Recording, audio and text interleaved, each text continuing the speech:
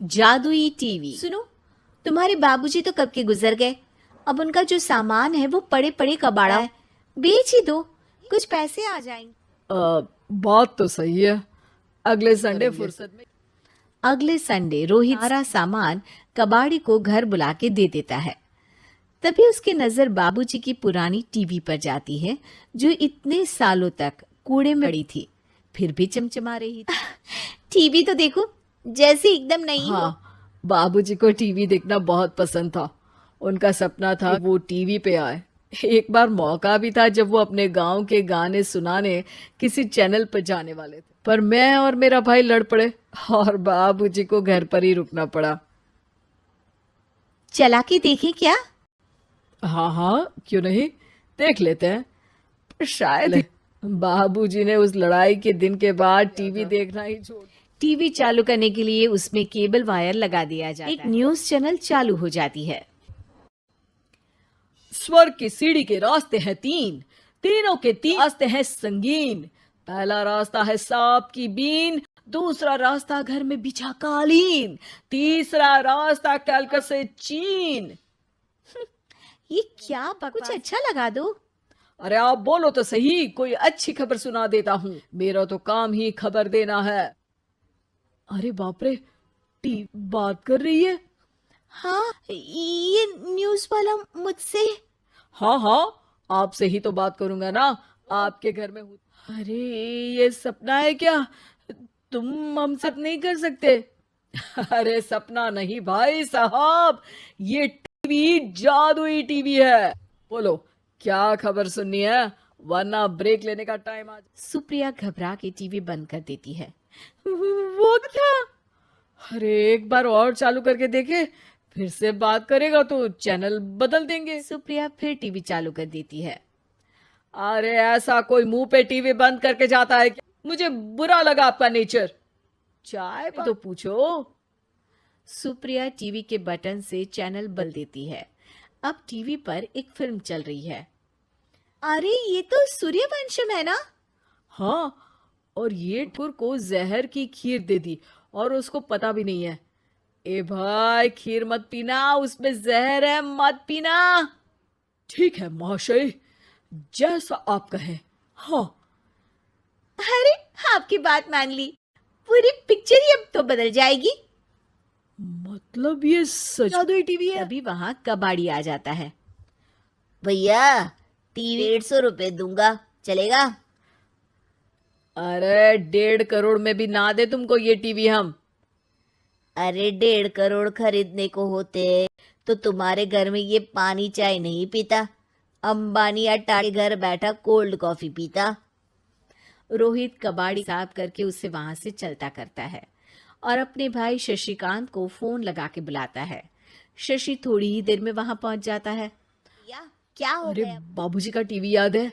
हाँ हाँ, जिसमें घुसे रहते थे हमेशा वो, और अपने को कुछ नहीं देखने देते। अरे वो अब जादुई टीवी बन गया है। भैया आपकी बकवास करने की आदत अब तक नहीं गई। अरे आपके घर में बच्चे हैं, अब तो बड़ों जैसी बात करो। रोहित जाके टीवी पर एक जादू का शो हो रहा है जिसमें एक जादूगर है। अब मैं अपनी टोपी में से कबूतर निकालूंगा। श्रिंग ब्रिंग शरिंग बम फोफी फुफाओ। टीवी से कबूतर निकलता है और शशिकांत के सर पर आकर बैठ जाता है। भैया ये क्या हो रहा है? भैया इसे उड़ाओ। ए कबूतर, जा जा, कबूतर चल निकल। अब मैं टोपी में से सांप सुनते ही शशिकांत कांप जाता है और बंद कर देता है। भैया सॉरी भैया, मैं समझ गया ये सच में जादुई टीवी, पर एक बार और ट्राई करते हैं। पर भाभी कोई दूसरा चैनल लगा हुआ जिसमें डर ना लगे। सुप्रिया टीवी है और न्यूज लगा देती है।